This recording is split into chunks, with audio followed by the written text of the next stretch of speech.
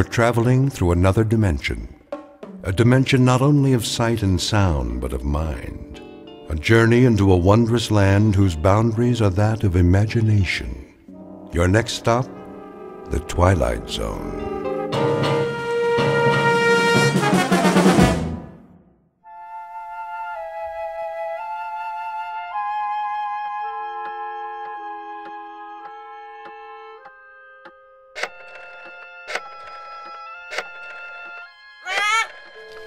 Yes, Pete, here's a nut for you. Now, don't bother me, if you please. I have work to do.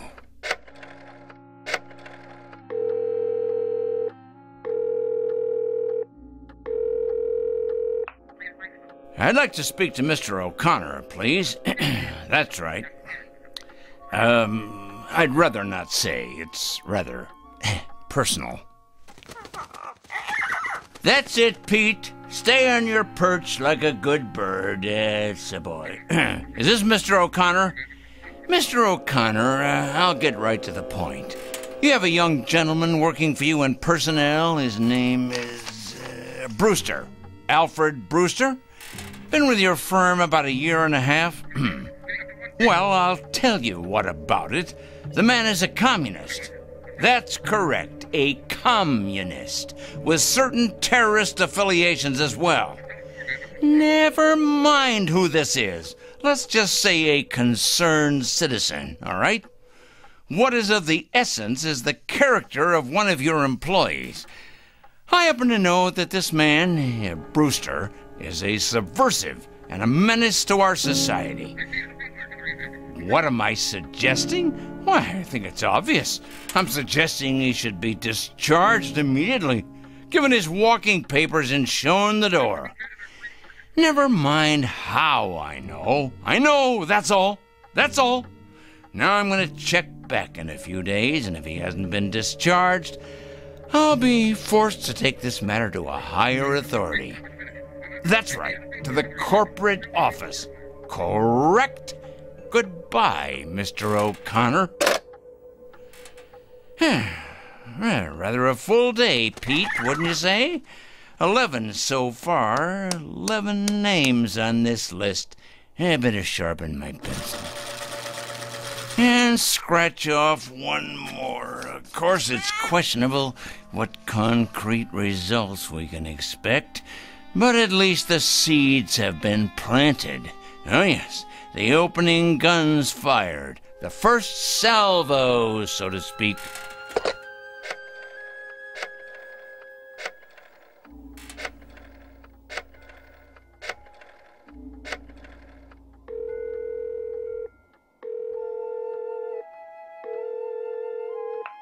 Hello, Board of Education? Well, please connect me. Yes, I'd like to speak with the Superintendent of Schools, please. It's a personal call. No, I'm not at liberty to give my name. That's right, it's urgent. Is this the superintendent? This is a concerned citizen. I'm calling about a teacher and your employee. That's correct. His name is Farwell. William J. Farwell. He teaches at your North End High School. That is correct. The man is morally objectionable. He's a drinker, a carouser, and I have it on good authority that his relationships with students are questionable at best. The man should be investigated immediately. Oh, yes. Never mind who this is. I happen to be giving you facts, and that is what is at issue here. Well, you best check on him. You most certainly should, and without delay. Quite right. Here you are, Pete. There you go. That's a good bird. You know, I'm rather tired. It's been quite a full day. You don't realize just how tired you can get during a campaign. But a dedicated man isn't concerned with physical discomfort or fatigue or anything else for that matter. No, a truly dedicated person is interested only in victory, in the conquest of morality over the forces of immorality.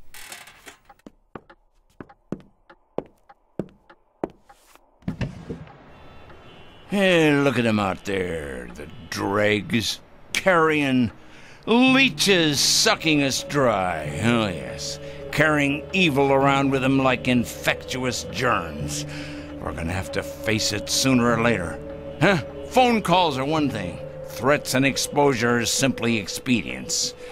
No, Peter, my friend, we're gonna have to embark on a much more ambitious course. Some major surgery, I think. The long scalpel, honed sharp and cutting deep.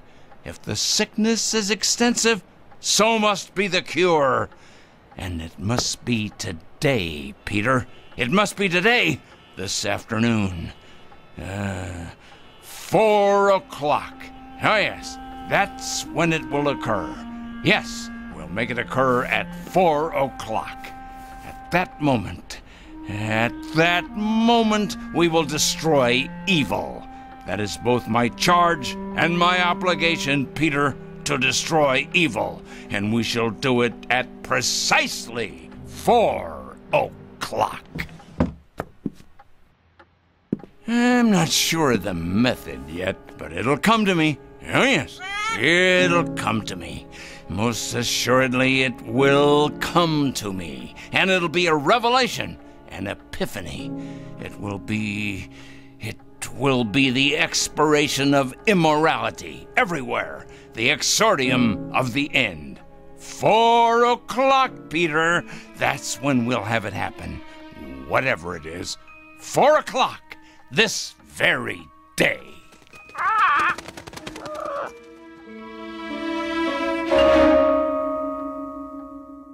This is Mr. Oliver Crangle, a dealer in petulance and poison, a self-appointed, self-designated, self-ordained vigilante, whose jaundiced eyes peer out at an unholy world and find it undeserving of anything but judgment and punishment.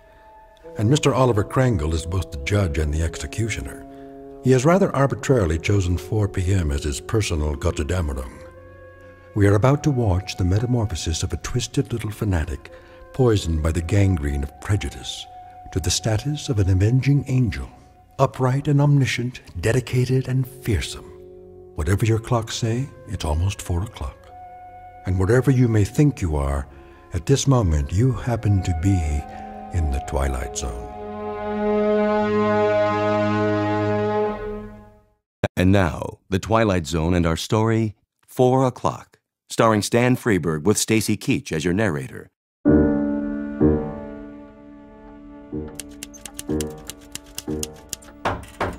Yes? Mr. Crangle? What is it? Well, there's a special delivery for you. Just a minute.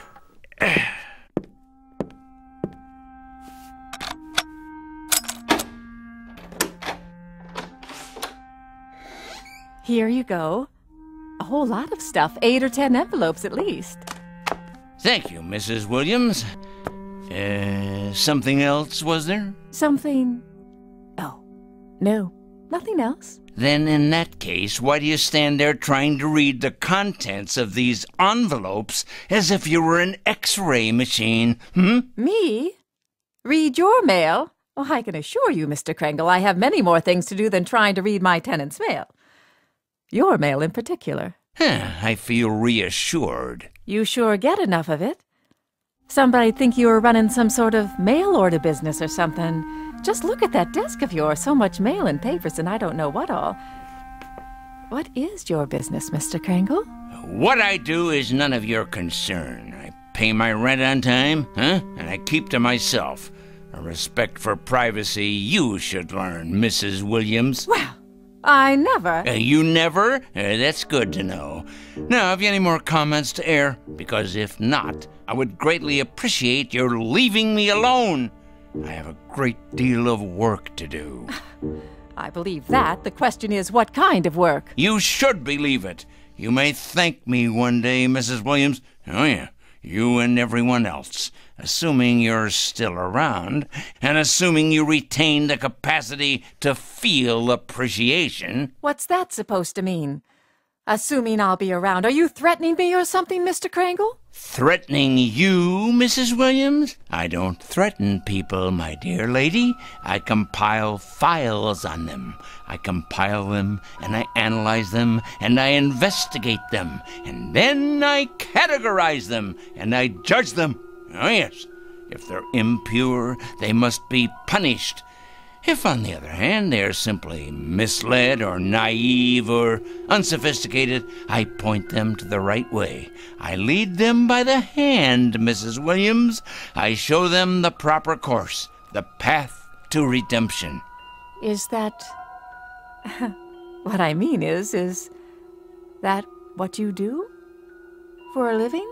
Indeed. In short, I check evil, Mrs. Williams, and I eradicate it, inoculate it, wipe it clean, and sponge it away. And you know where these evil people are? I most certainly do, Mrs. Williams. Can you give me an example?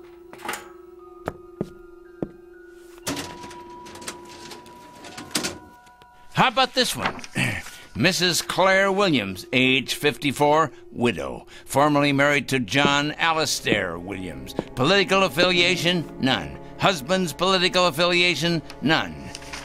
Evidence of subversion? None. Negative personality traits? Curiosity and ignorance. Of course, that's just a preliminary report, Mrs. Williams. The in-depth research is in the master file cabinet right over there. Well, aren't you the strange one? You ain't nothing if you're not a strange one. I'll be going now, Mr. Krangle. Had your nap, Pete? All rested up, are we? Well, that's a good young parrot. It's going to be an exciting afternoon, Pete. Big things are going to happen at 4 o'clock. Yes, they are indeed. 4 o'clock? What's going to happen at 4 o'clock? Interesting question, Mrs. Williams. A very interesting question. Very much to the point. What's going to happen indeed? At 4 o'clock, we're going to expose evil, strip it bare, push it out into the light, dissect it, pinpoint it, and eliminate it. You are? Exorcise it, denude it, confute it, destroy it. Oh, now careful, Mr. Krangle. You're gone and broken your lamp. What? Oh, the lamp. I see. Sorry. Well, no matter. Would you like me to clean that up for you? No, I'm quite capable of cleaning up after myself, madam. That's one thing I'm very good at, cleaning. Something else, was there, Mrs. Williams? No, I don't believe so. If it's all the same to you, I'll be on my way.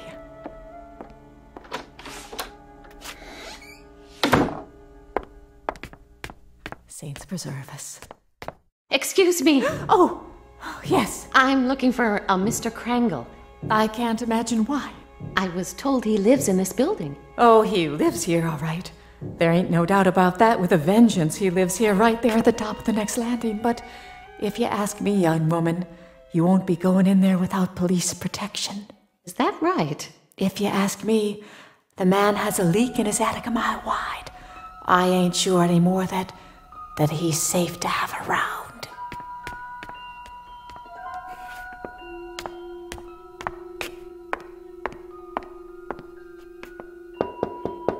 Mr. Krangle? Mr. Krangle? Well? My name's... Who else is with you? Why, no one. Are you sure? Yes, quite sure. My name is Lucas. I wonder if I could speak with you for a moment. Lucas. Ah, yes, Lucas. Kurt J., age 27, intern, East Side Hospital. That's my husband. Is he indeed? Well now. Your husband, you say. Come in, please. Come.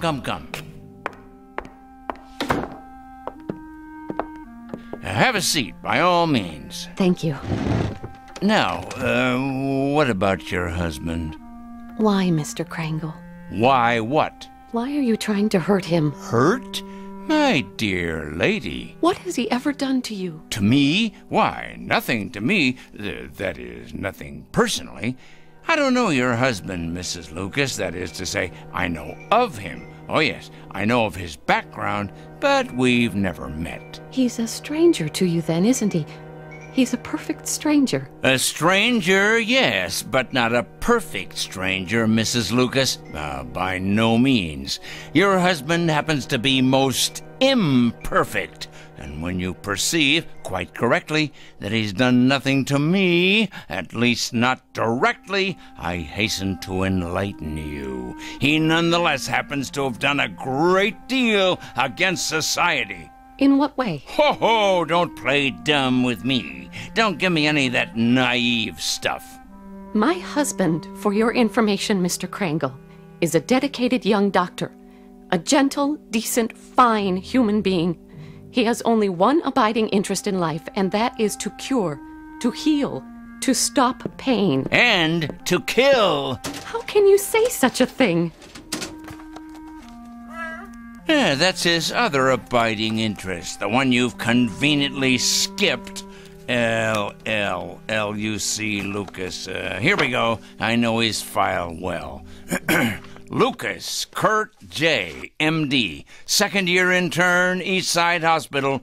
This year, on the night of March 12th, while serving in the emergency ward, he permitted the death of one Mrs. Angela Rienti by failing to relieve pressure accumulated as a result of a brain injury sustained in a traffic accident. It wasn't his fault. It was too late. That's his only crime. He wasn't able to treat her because he was responsible for half the ward that night. And by the time he got to the woman, she was already dead. That's your interpretation. It's not an interpretation. It's a fact. It's exactly the way it happened. By the time he got to her, by the time she was put into his care, she'd already died. He should have gotten to her earlier. How could he? Do you know how many lives he saved that night? How many people he saves every day, every week? He did nothing to her. That's about the size of it, Mrs. Lucas. Miserable dereliction of duty, resulting in the untimely death of a woman who by rights should be alive today. These facts came to my attention, and I simply called them to the attention of the hospital supervisor, an institution, by the way, which I help to support through taxes. By what right? I must ask you, Mr. Krangle, excuse me, but by what right do you presume to pass judgment on my husband? You're not even a medical man. Why, you weren't even there that night. You don't know anything about it. And yet you write your letters to the hospital, dozens of nasty letters accusing my husband of being a murderer. Why, you wretched, small-minded... Enough, Mrs. Lucas. That will be quite enough. I've suffered your presence here, but I'm not required to tolerate your abusiveness, although I don't wonder you're the type of woman you are. Oh, and what type is that? You're obviously greatly attracted to your husband, and there's no secret that birds of a feather, well, you know the rest. I think I catch your implication, Mr. Krangle, and you're over the line. Way over the line. You're as cracked as that lamp of yours. Tell me, has the hospital discharged your husband yet? Discharged? That's right. Let him go. Cashiered him out. Eradicated him from the payroll. Given him the sack. I've been expecting it momentarily. They have not, Mr. Krangle. They have done no such thing. It'd take more than a letter-writing campaign from a crank like you to make that happen. Your husband is an evil man. He is no such thing. And I will not put up with evil in any form. And I will not stand by and allow an injustice like this. Of all the presumptuous, wrong-headed... I'm sorry, Mrs. Lucas. I haven't any more time. Why, look at the hour. It's 3 o'clock already. I got things to do. Many more important things to do, thank you. Today's mail, for instance. You'd probably be interested in these. They're cases not unlike your husband's. communists, subversives, thieves, harlots, but all made out of the same metal. Evil, Mrs. Lucas, all of them evil, and I will not countenance evil. I am absolutely incapable of countenancing it. You're probably unaware of it, Mr. Krangle, but my husband is a very sensitive man. Oh, please, spare me. Your letters have had an effect on him, if on no one else so far. The people at the hospital tell him to ignore the letters, forget about them, but they're tearing him up inside. They're killing him, his confidence in himself, his ability to concentrate and work. You see, he's like a lot of doctors, Mr. Krangle. He cares. He cares very deeply. So, you see, you really have been quite successful after all. I imagine you've been equally successful with other people, too. Mm-hmm. There's too much sanity still left out there for you to have succeeded in having them all fired. Mm-hmm. But you must be hurting them, those men and women, hurting them desperately, as you've hurt my husband. So you've really accomplished a great deal. Yep.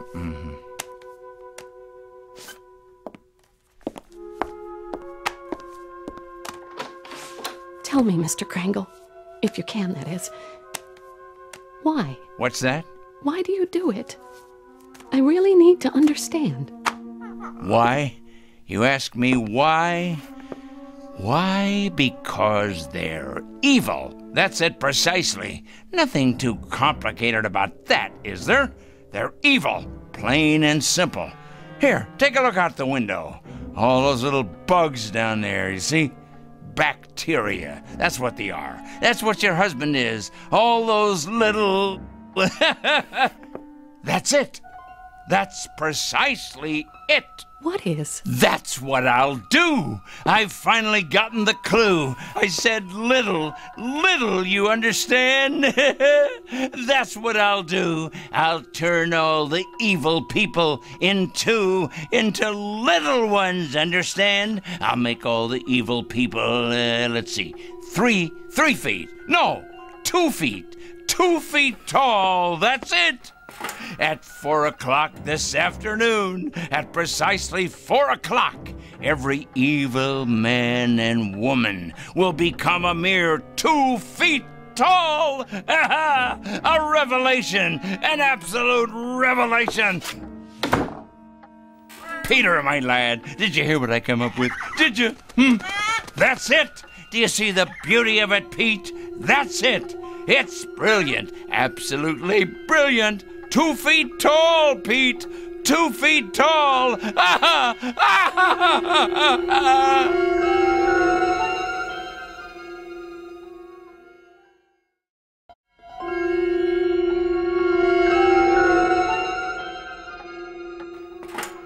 At 4 o'clock this afternoon, I'm going to turn all the evil people, the wicked, morally stunted troublemakers everywhere, into tiny little freaks for all the world to see. I'll make them all 2 feet tall. 2 feet tall, I say. Yes, it'll be better than if they wore badges on their clothing. Impossible for them to hide the purest form of poetic justice. Evil will be made an object of universal scorn, laughter, humiliation. Yes, you're not. You're hungry, aren't you, Pete? Here you go, boy. I won myself. We must be strong, the two of us. Strong for what's about to happen.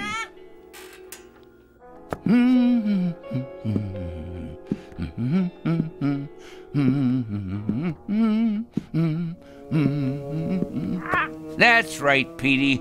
10 minutes past 3. It won't be long now. Yes, a peanut. Here you are. That's a good, strong boy.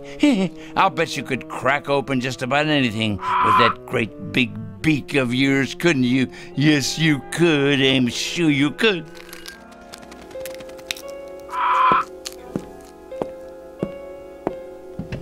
Look at them down there, all those wicked little people. They don't know just how little yet. No, of course not. But they will. They will. It's their day of judgment. Oh, yes. Time to finish our preparations, Pete. There's much to do. Less than 50 minutes left now. Must be sure all our pencils are sharp. We have a great many names to cross off the list. Cross off the list. Soon now. Very soon. Yes, yes. Oliver Kringle? Come in, come in.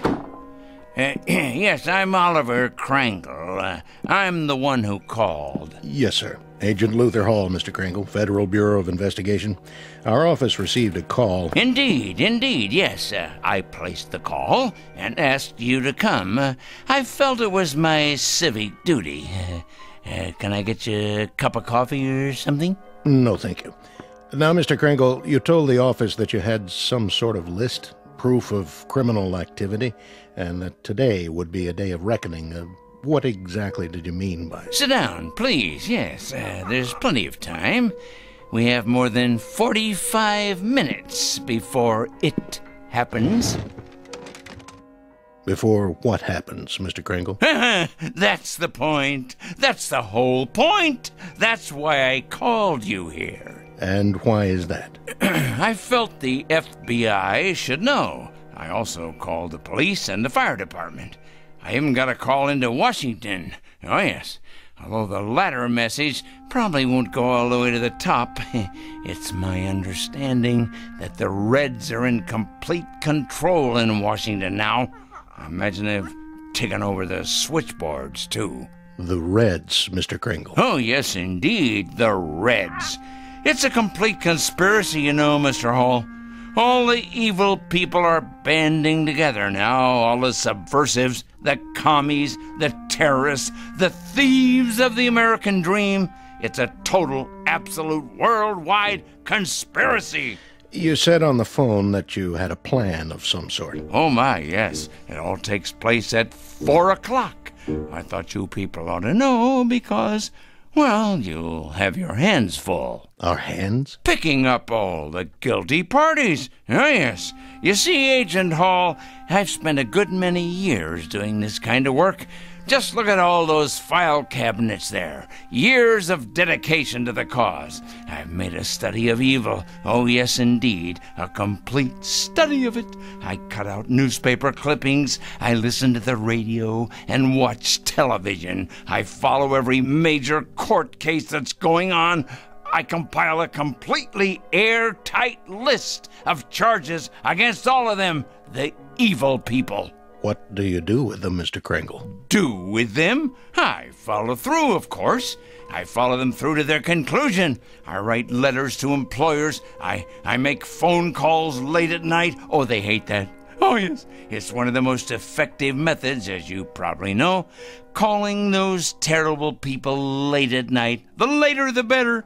Getting them up constantly, waking them, enumerating my charges, speaking out, and then hanging up. They hate it. Very frustrating for them.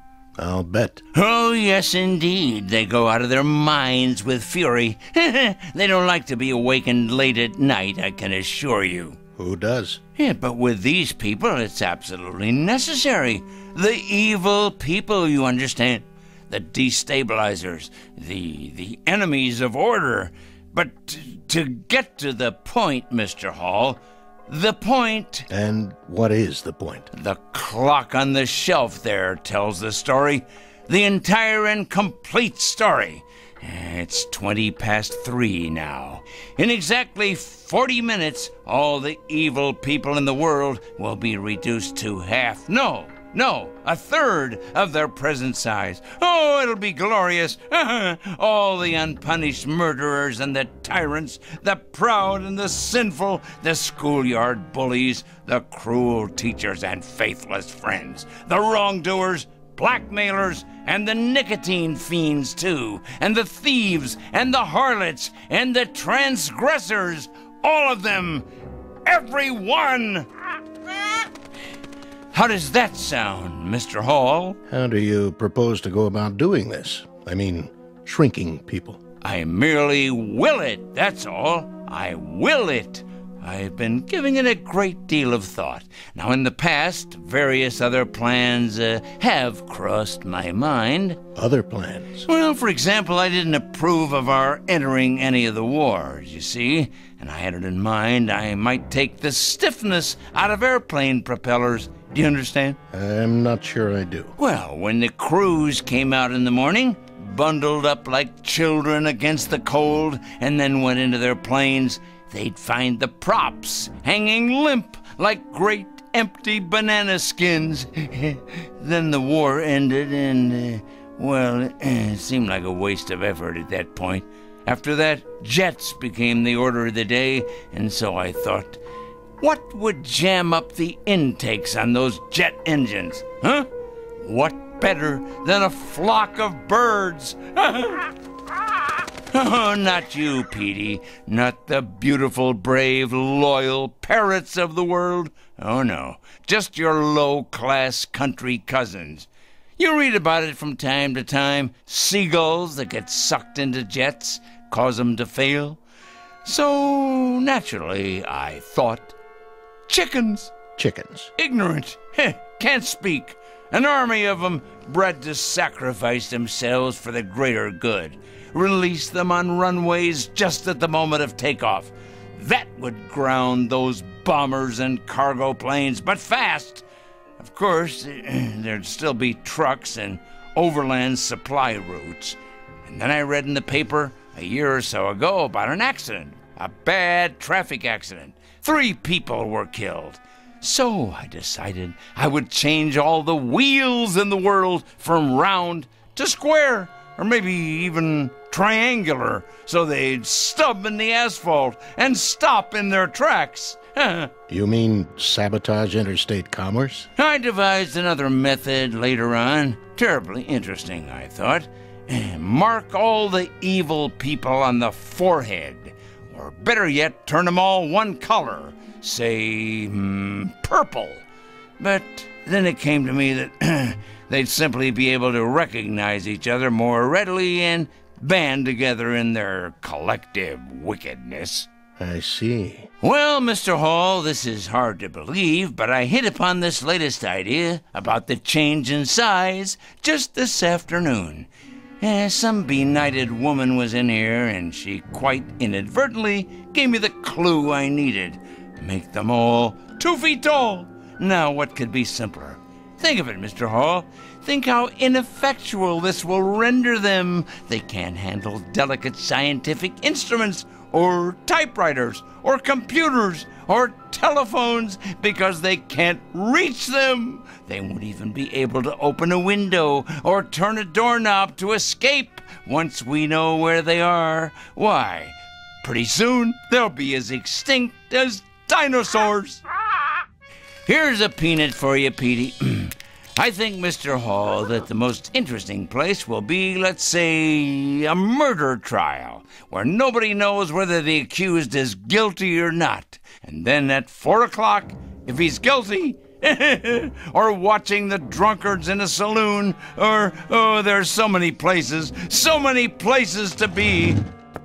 Mr. Kringle? Yes? I'd like to ask you a question, sir, and I hope you don't take offense at it. Go on. Have you ever had any psychiatric help, sir? What? Psychiatric help. I don't think you're rational. I think you've developed some kind of obsession here, and I think you need some help. Help? Me? I need help? Why should I need help? I'm not evil. You obviously don't understand any of this, do you? I'm not the evil one. It's them. It's all of them out there on the street. Just take a look out the window. See? They're the evil ones. They're the ones who are going to be 2 feet tall. In just 30 minutes. That's when it's going to happen. In just 30 minutes. Well, I'm sorry, Mr. Kringle, but there doesn't seem to be very much we can do about all this. What do you mean? Why, the law enforcement agencies are going to have round-the-clock schedules from now on. Do you realize how many evil people you're going to be able to find? Why, they'll be all over the sidewalks, all over the streets. You'll have to build more jails. You have to build more electric chairs. gas chambers, gallows, penitentiaries. Well, what about it? What are you going to do? Nothing, Mr. Kringle. Not a thing. And if you'll forgive a suggestion, that's what I think you should do, too. Nothing. These letters you write, these phone calls, there happens to be something in this country that precludes all that, makes it unnecessary. And what's that? Law, Mr. Kringle. There happens to be law. We like support from citizens. Support, help, cooperation. But interference is quite another thing. Oh, I get it now. I understand. At last I understand. You're part of the conspiracy. That's it. You're one of them. Why, of course. I'm an idiot not to have realized it. Of course you people have gotten into the FBI. It stands to reason you would. You've infiltrated every other place. Well, I'm going to tell you something, Mr. Hall. Good day, sir. You'd better enjoy yourself for the next 20 or 30 minutes. You hear me? You'd better enjoy yourself to the utmost, because you're going to be 24 inches tall. You and everybody like you.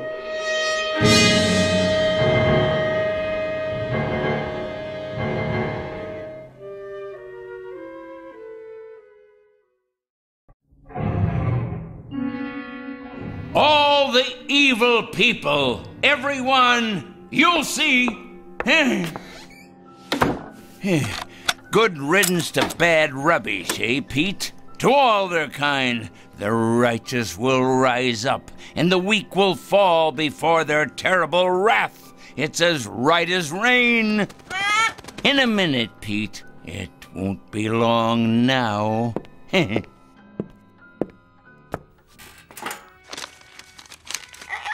Yes, here's your nut. It won't be long now at all. We must have everything in order, all our pencils sharpened, weapons that are truly mightier than the sword. And our desk, we must have lots and lots of clean paper to make another list of the newly exposed. Their corruption on display for all the world to see. I wonder what they'll look like down there on the streets, on all the streets everywhere.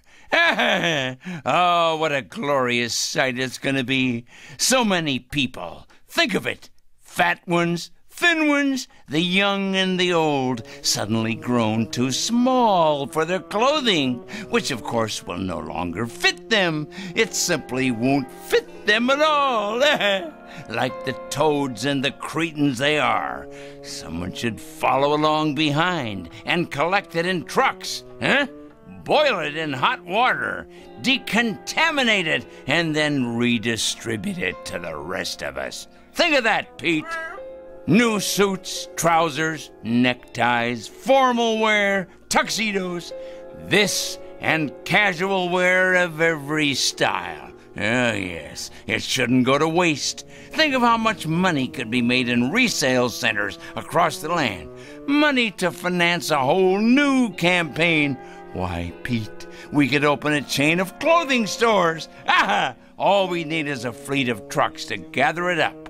Ours for the taking. But alas, it's too late to organize any of that now. Oh, if only I'd planned ahead.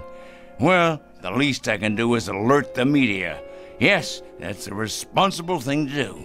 I wonder if they have any idea at all about what's to take place. And at this hour, the Dow Jones is down 14 points. Raging fire now under control in upstate. The White House press secretary announced a peace plan today. 4-car pileup on the bridge. Motorists are advised to use alternate routes.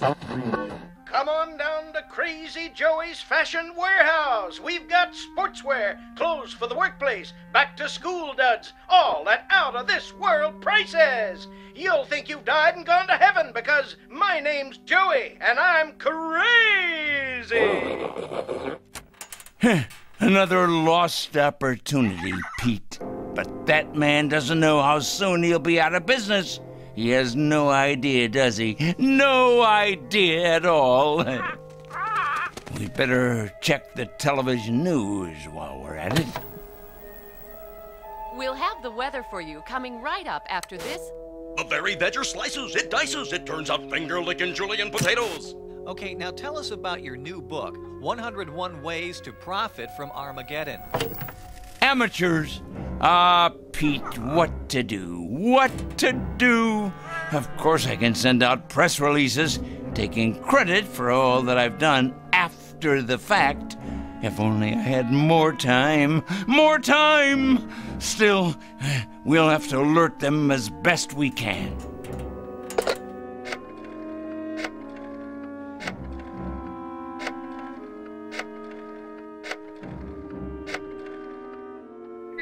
Yes, put me through to the news department, please. Never mind who this is. Wait. This is Oliver Krangle speaking, Crangle. Yes, that's right. I'm calling with an important bulletin. Yes, for the afternoon broadcast. That's right. You ought to break in right now with a news flash, you know. Oh, it's something big, all right. Something huge.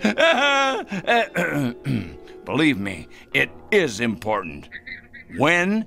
No, you don't understand.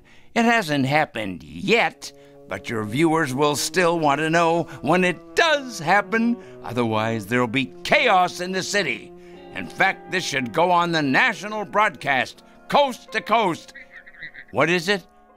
Let's just say a new perspective on the world. Hello? Hello? Hello? Petey, obviously they've infiltrated the local news channel as well. Of course they have. I should have known. They're everywhere, like insects, like vermin. Well, they won't be in control much longer, because Judgment Day is upon us. The strong will rise up to take what is theirs, while the subhumans are exterminated. It's the law of nature. But for now, there's precious little left to do, except make sure the clock is wound and to prepare ourselves for the occasion. Just try to be patient, Pete. Just a few minutes longer.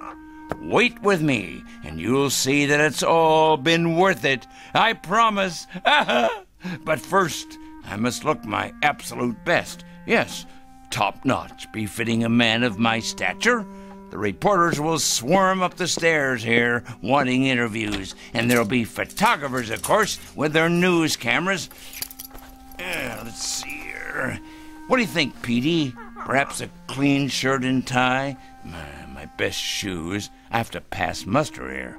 Meanwhile, you preen your feathers, my boy, and get ready to meet the press.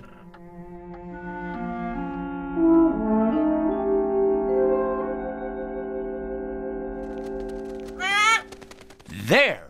It's happened, Pete. It's happening right now. This very second. Can you feel it? Something in the air. The next phase of evolution for the human race. Oh, nothing will be the same after this. Nothing! The new order has come at last. Yes, but first, I can't wait to see them all down there, turning into tiny little gnomes. Just 1 second, Pete, as soon as I take a look out the window. Certainly, Peter. You may have a nut, as many as you like. You must be hungry. I'll have something, too. We'll make it a celebration. This is our day. Of course, but you must be patient. I can't wait to look outside. I can't wait. But for some reason, I can't see over the windowsill. How can that be? I can't even reach the bowl of peanuts. I know you're hungry, but somehow it's just out of my reach. What? Unless someone has moved it, put it in a very high place, but that would have to be someone very tall. Someone very, very tall.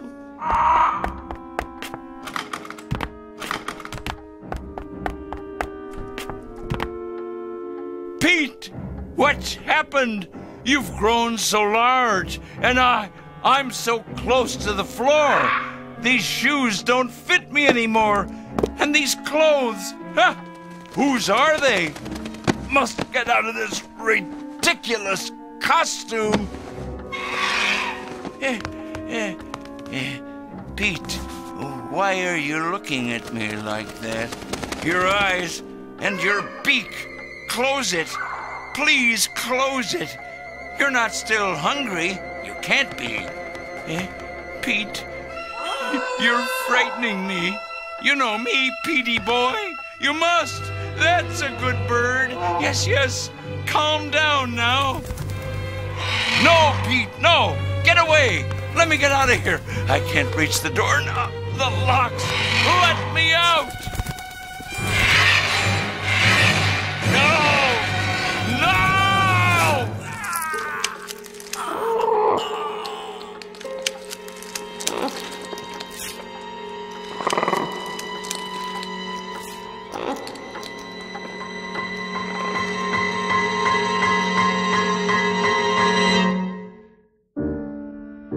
At 4 o'clock, an evil man made his bed and lay in it.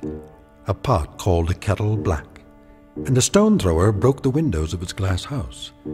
Not a pretty picture, perhaps, but for this poor, misguided fellow, quite unavoidable. A simple matter of supply and demand. He was right about one thing, though. In a world where the strong get stronger and the mighty feed upon the weak, you can run, but you can't hide. Look for this one under F for Fanatic and J for Justice in the Twilight Zone.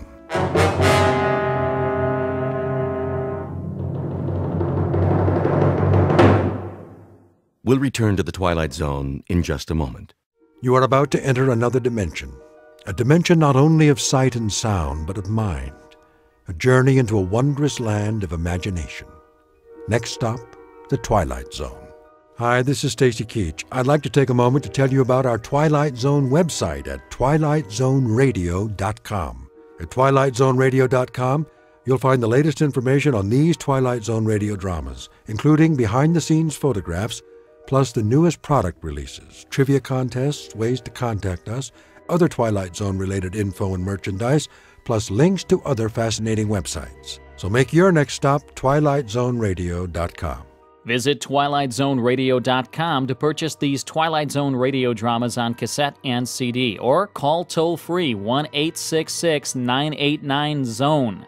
That's 1-866-989-9663.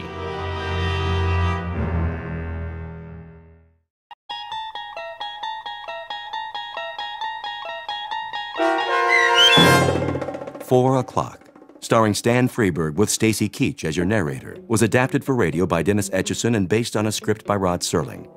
Heard in the cast were Taylor Miller, Maggie Carney, Rick Peoples, Doug James, Paul Patch, and Carl Amari. To learn more about the Twilight Zone radio dramas and to obtain audio cassettes and CDs of these programs, visit our website at twilightzoneradio.com.